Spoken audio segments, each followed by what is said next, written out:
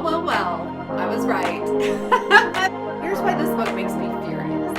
Why does the romance protagonist have to be perfect? Hello, I'm Julie. Welcome to Mysteries and Mountains. I'm looking for love this month. Can I find a 5-star romance in just 1 month? I'm skeptical. I don't know if I can do this. I struggle to suspend disbelief with romances. I can do it with a mystery, a thriller, or even horror. Why can't I do it with romances? I don't know. That's probably something I need to unpack in therapy. But I have hope. I want to do this. I want to believe. We can do this. We can find a 5-star romance in 1 month. Let's start off our first book with Things We Never Got Over by Lucy Score. Our main character, Naomi, runs out on her own wedding, and so she decides to meet up with her estranged twin sister, Tina, who's asked to get together in Knockemout, Virginia.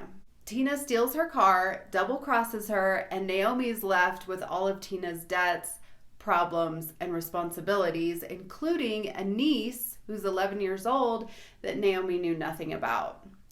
Through her experiences in Knockemout, Naomi ends up meeting Knox, who's a handsome local stranger, and romance ensues. So let's get reading!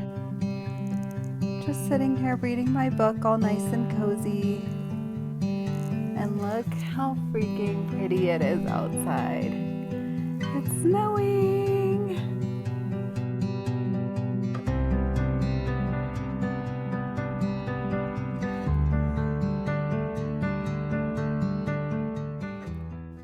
Here's why this book makes me furious. Naomi is perfect. Perfect. And her evil twin sister Tina is exactly the opposite. Why does the romance protagonist have to be perfect? And why does the nemesis have to be exactly the opposite? Evil with no redeeming qualities.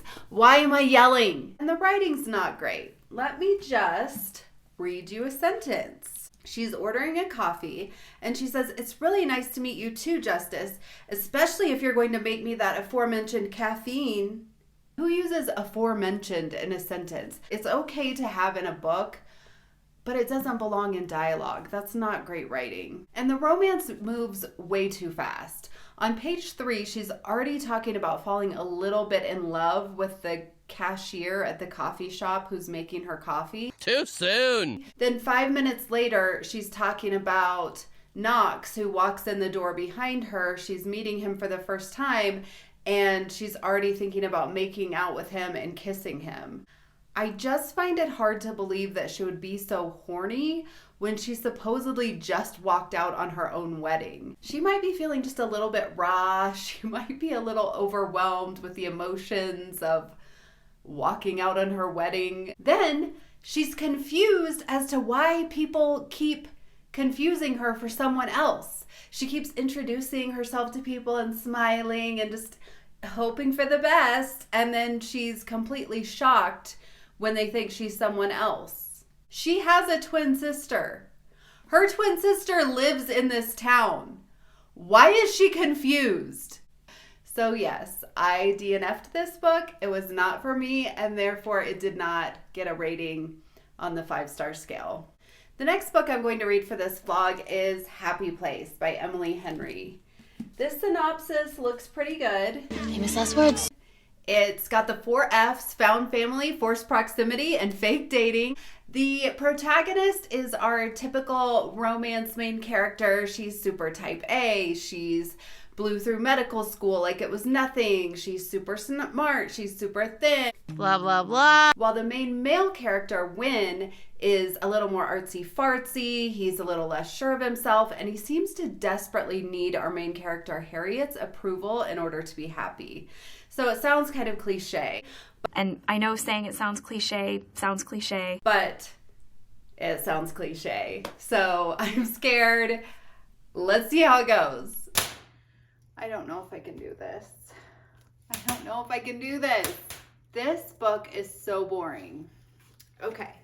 I am on page... Just tell me. 315 out of... Just tell me. About 380 pages. And all that's happened is that Harriet and her ex-fiance, Win, who broke up for reasons we can't really fathom, are fake dating. They are pretending to date because they're going to a yearly vacation with their close friend group at this cabin in Maine on the coast. And the girl's parents who own it are going to sell it. So they've been meeting up there for 10 years. And now all of a sudden they're not going to be able to meet there anymore. So it's kind of at the end of an era. And so Harriet and her ex-fiance Wynn pretend, scared me. Ow!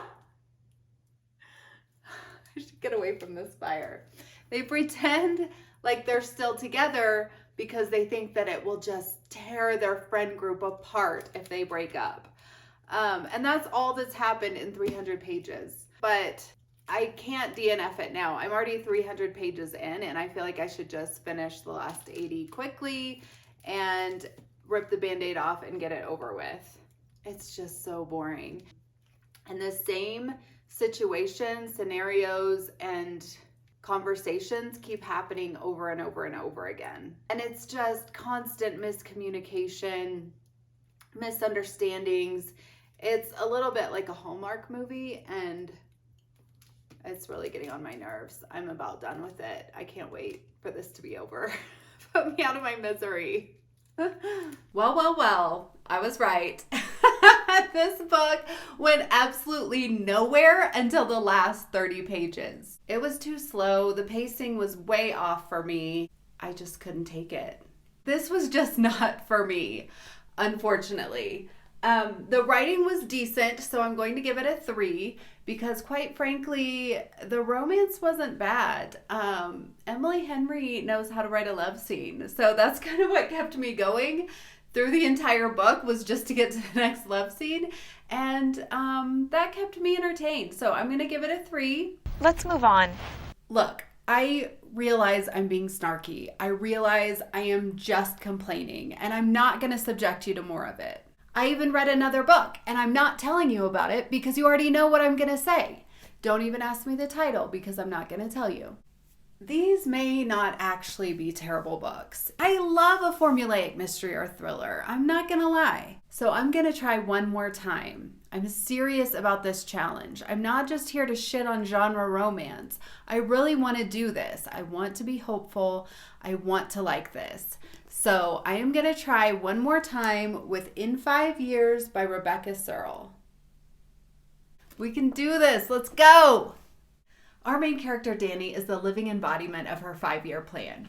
She's on track to get her dream job in New York City. She's set to marry her perfect partner, and they have plans to buy their dream home. But then one night, she wakes up in 5 years with a different man in a different apartment with a strange ring on her finger. Dani somehow goes back to her real life the next night, but doesn't understand how her 5-year plan could be derailed in such a short amount of time. She's tempted to write this off as a crazy dream until she meets the man from that so-called dream and sees the apartment from her so-called dream. Let me take some time to read this book. I'm so excited about it, and then I'll get right back to you. We have a plot. We have a plot. Thank the Lord, we have a plot. I love this book so much.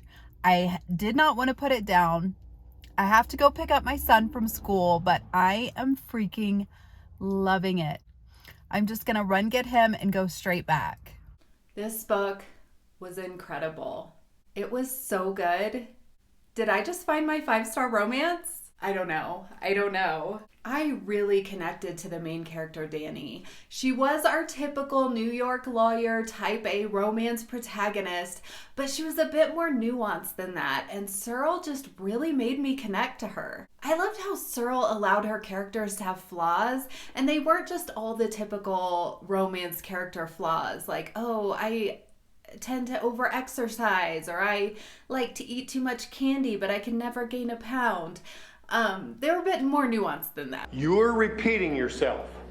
I really enjoyed the characters. The main character was Dani, her fiance David, her best friend Bella, and then Bella's boyfriend Aaron. This book is mainly fast-paced and relatively upbeat, but something happens in the middle to change the tone of the entire book, and it becomes a bit darker. So the second half of the book tends to be melancholy and pensive, but I loved it so much. This was just the perfect romance for me. There was a little bit of a speculative element with the time travel, so it was a bit of a genre bender, but I loved that about it. And there was a little bit of a mystery in there too.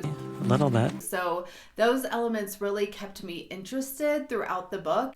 The writing was also very clever, and I connected deeply to the characters. So I feel like Serle's a really talented writer. I could not be more excited to announce In 5 Years is a 5-star romance for me. I loved this book. I think you will too. Give it a chance if you like a speculative element and a little bit of a mystery mixed in with your romance. I think you're gonna love it. 5 stars, 5 stars, 5 stars. I am so excited. I can't believe this is happening. Thank you so much for watching. I hope you found a 5-star romance, or at least were entertained by my yelling. If you enjoyed this video, please don't forget to like and subscribe and follow me on Instagram. Have a great day. Love you and like you. Bye.